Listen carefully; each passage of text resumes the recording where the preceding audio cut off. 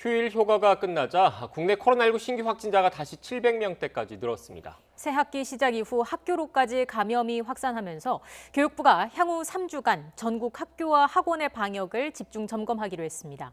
전문가와 함께 이야기 나눠보겠습니다. 김정기 고려대 약학대학 교수 나오셨습니다. 어서 오십시오. 안녕하세요. 네, 안녕하세요. 교수님, 그동안 검사 건수가 적은 휴일이 지나고 그다음에 주 중반, 그러니까 수요일 이후부터 확진자가 좀 늘어나는 경향을 쭉 보여왔지 않습니까? 오늘 0시 기준 이 신규 확진자 통계도 그 연장선에 있다고 봐야 되겠죠? 그렇죠. 그러니까 그동안 한 일주일 만에 한 700명대를 다시 보이고 있거든요. 그 사이에는 600명대 후반하고 실제로 주말에 영향을 받았던 월요일, 화요일 같은 경우에는 500명대를 보였습니다. 그러니까 지금 다시 700명대를 보이고 있는데 이러한 현재 이 규모가 현재 수준이다 이렇게 보시면 될 것 같고 아마 여기에 적절한 방역 조치가 없으면은 더 확산할 가능성도 충분히 있다 이렇게는 보고 있습니다. 예, 방역 조치가 추가로 필요한 상황이다라고 말씀을 해주셨는데 현재 상황에서 가장 위험한 요인은 뭐라고 보십니까? 일단 지금 현재 규모 대비 적절한 방역 조치가 이루어지지 않고 있는 부분이 가장 우려스러운 부분이다라고 할 수가 있고요. 그렇기 때문에 지금 현재의 확진자 규모에 맞는 적절한 방역 조치가 필요하다라고 보고 있습니다. 여기에 더불어서 실제로 이제 국민들의 어떤 경각심이 크게 완화된 부분이 있습니다. 그래서 지금 보면은 여러 곳에서 그 활동량이 굉장히 많이 늘어나고 있거든요. 그래서 이러한 부분도 실제로 굉장히 우려스러운 부분이다 이렇게는 보고 있습니다. 네. 반면 정부 입장에서는 위중증 환자가 상대적으로 좀 줄었고 그리고 백신 접종이 진행되고 있고 그래서 현재 이 상황 자체가 우리 의료 체계가 감당할 수 있는 정도 수준이다 이렇게 좀 평가를 하고 있는데 여기에 동의하십니까? 지금 정도 규모면 의료 체계가 충분히 감당은 가능하다라고 보고 있습니다. 근데 여기서 더 폭증할 경우에는 실제로 1,200명 또는 1,500명까지 일일 신규 확진자가 나오게 되면 그 수준부터는 감당이 굉장히 어려울 거다라고 보고 있거든요. 그러니까 우리가 항상 낙관을 할 수만은 없습니다. 언제든지 폭증할 가능성이 있기 때문에 이 부분을 아직은 긍정적인 부분이 많다라고 그냥 단순하게 생각하기에는 좀 무리가 있지 않나 이렇게 생각을 하고 있고요. 항상 1,000명을 넘어서는 그런 상황에 우리가 대비를 계속 해야만 된다 이렇게는 보고 있습니다. 이런 가운데 또 걱정이 되는 게 학교에서의 감염이 증가하고 있다는 점인데 앞서 저희가 계속 전해드린 것처럼 이제 교육부가 3주 동안 전국 학교와 학원을 대상으로 집중 방역 점검에 나서기로 했습니다. 오늘 발표 내용은 어떻게 보셨는지요? 일단 등교 수업 제한을 확대하지 않는 수준에서는 우리 교육 당국에서 취할 수 있는 가장 최선의 방법이 아닐까라는 생각을 하고 있습니다. 네. 그래서 지금 앞으로 3주 정도 얘기를 하고 있는데 실제로 1학기 내내 방학할 때까지는 이러한 방역 강화 조치, 그러니까 모니터링을 계속 실시할 필요가 있다라고 보고 있고요. 그러니까 학교뿐만 아니라 여기 학원도 포함되어 있는데 특히 학원가에 대한 관리 감독도 굉장히 중요하다라고 보고는 있습니다. 네. 서울 지역에 한해서 학생과 선생님들 가운데 희망자를 대상으로 선제적인 PCR 검사도 추진한다고 하던데 이 실효성을 거둘 수 있겠습니까? 이게 선제적인 게 이제 본인이 원할 경우에 해당이 되고 있거든요. 그래서 전체적으로 의무화하는 거 대비는 효율성이 제한적이긴 하겠지만 어느 정도 효과는 있을 거다라고는 보고 있습니다. 그러니까 특히 교직원분들 같은 경우에 직장 생활 중에 어떤 의심 증상이 있을 때 바로 또 선별진료소 가서 진단검사를 받기에는 시간적으로 여러 가지 제약이 좀 따르거든요. 그래서 이러한 부분, 그러니까 접근성을 용이하게 만든다는 측면에서는 제가 보기에는 긍정적인 부분이다라고 생각을 하고 있고 실제로 이 부분이 현장에서 목소리를 반영한 거다라고 알려져 있습니다. 그래서 그 교육부 장관이 전국 시도의 교육감 회의상에서 실제로 현장에서 이러한 요구들이 있으니까 수용해 달라라는 부분이었기 때문에 저는 어느 정도 효과는 있을 거다라고는 보고 있고요. 의무화하기에는 또 그러니까 초등학교 같은 경우에 저학년인 경우에는 우리가 비인도 도말법, 그러니까 면봉을 코 속에 집어넣는 방법을 쓰거든요. 근데 이걸 굉장히 꺼려합니다. 아이들 같은 경우에. 네. 그래서 의무적으로 하기에는 좀 무리가 있을 것 같고 실제로 이렇게 본인이 원할 경우에는 이런 선제적인 PCR 검사는 어느 정도 효과가 있을 거다라고는 보고 있습니다. 자가검사 키트에 대한 교수님의 의견도 궁금한데요.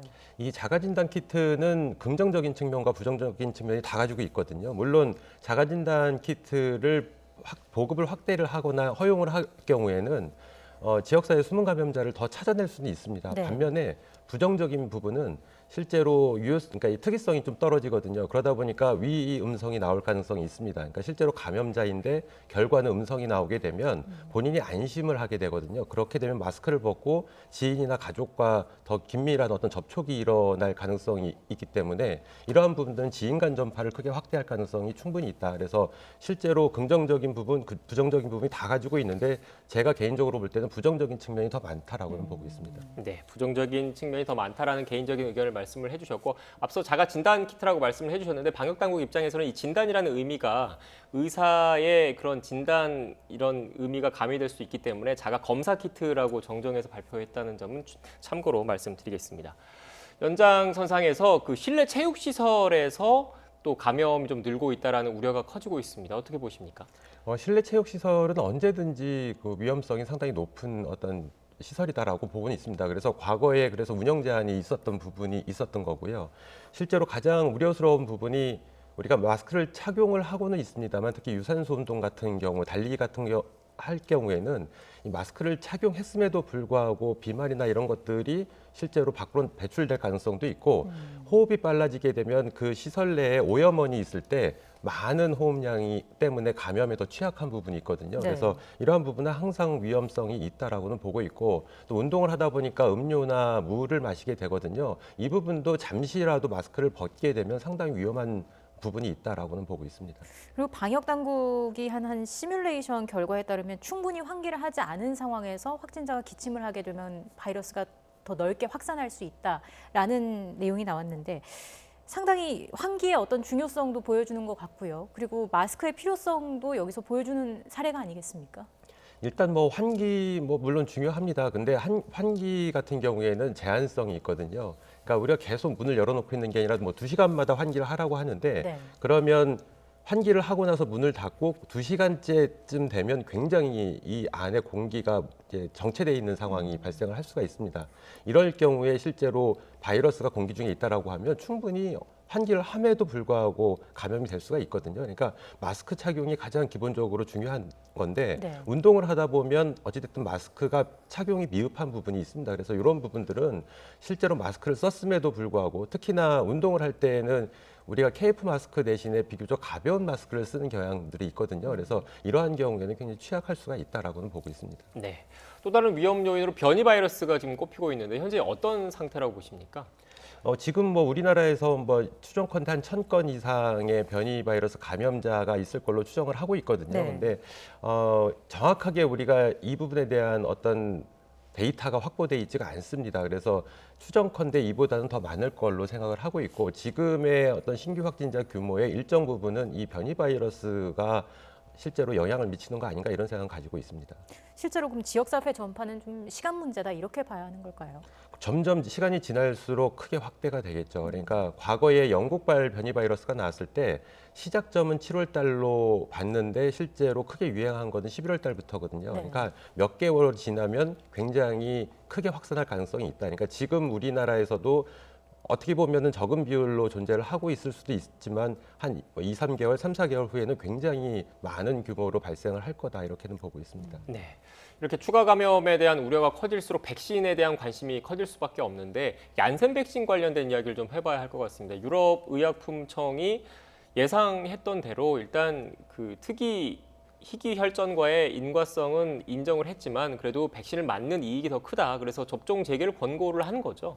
그렇죠. 지금 뭐 이익 측면에서 잠재적인 우위에 있기 때문에 접종을 하는 거를 권고를 하고 있거든요. 그래서 이 부분은 맞긴 맞습니다. 전체적인 비율로 봤어도 백신 접종이 미접종보다는 이익 부분에서 잠재적인 우위에 있는 건 맞는데 과연 그럼 60대 미만 같은 경우에는 코로나19 바이러스에 감염돼도 사망에까지 이르는 비율이 굉장히 적거든요. 근데 혈전 발생 비율도 물론 적기는 합니다. 근데 이 60대 미만에 대해서는 잠재적인 우위가 있는 거냐라는 부분은 아직은 답하기는 굉장히 어려운 부분이 있다라고는 생각을 하고 있습니다. 근데 어찌됐든 코로나19 팬데믹 상황을 조기 종식하기 위해서는 어찌됐든 백신 접종이 필요한 상황이고 화이자나 모더나 백신 같은 경우에는 공급이 굉장히 제한적이기 때문에 나머지 아스트라나 아니면 얀센 같은 경우에도 실제로 접종을 확대하는 부분이 더 맞지 않나. 다만 혈전 발생의 비율은 적지만 가능성이 충분히 있기 때문에 접종 후에는 그러니까 아스트라제네카나 얀센 백신을 접종한 다음에는 한 달 정도는 계속 모니터링할 필요가 있고 그 접종자 본인 스스로도 특히 이 뇌정맥동 혈전증 관련돼 있는 어떤 증상이 나오는지를 면밀하게 스스로 관찰을 좀 해야 된다라고는 생각을 하고 있습니다. 미 CDC도 이번에 유럽의약품청과 좀 비슷한 결정을 내리게 될까요? 제가 보기에는 그럴 거라고는 보고 있습니다. 그래서 지금 미국 CDC에서도 아마 이제 조만간 결과가 나올 텐데 네. 접종 재개를 권고할 가능성이 높고 경우에 따라서는 뭐 연령대 제한을 할 수도 있지 않을까 이런 생각을 가지고 있습니다. 네. 그리고 좀 다른 백신 관련된 이야기가 꾸준히 좀 나오고 있는데 특히 러시아산 스푸트니크 V 백신과 관련된 이야기가 좀 나오고 있습니다. 여기에 대해서 어떻게 생각하십니까? 뭐 러시아 백신, 스푸트니크 백신 같은 경우에는 아직 우리나라에서는 도입되는 게 허가되는 게 아니기 때문에 일단 시간은 저희가 가지고 있거든요. 그래서 시간을 두고 면밀하게 검토는 그러니까 허가나 도입은 별개로 검토를 할 필요는 있다라고 생각을 하고 있고요. 물론 스푸트니크 측에서는 러시아 이 백신 자체가 혈전과 인과성이 없다라고 얘기를 하고 있는데 얀센하고 같은 플랫폼을 가지고 있거든요. 그러다 보니까 충분히 혈전 발생 가능성도 있지 않을까라는 개인적인 생각을 하고 있습니다. 그래서 이런 부분들에 대한 면밀한 검토가 필요한데 일단 해외 접종 사례가 굉장히 제한적이거든요. 그리고 주로 러시아 내에서만 이 접종이 이루어졌다 보니까 이 부분을 확인하기는 상당히 어려운 부분이 있지 않을까라는 생각을 가지고 있습니다. 네, 아무래도 안전성이 가장 최우선시해야 될 그런 목표이기 때문에 좀 더 과학적이고 객관적인 데이터가 필요하다는 말씀이신 것 같습니다. 네.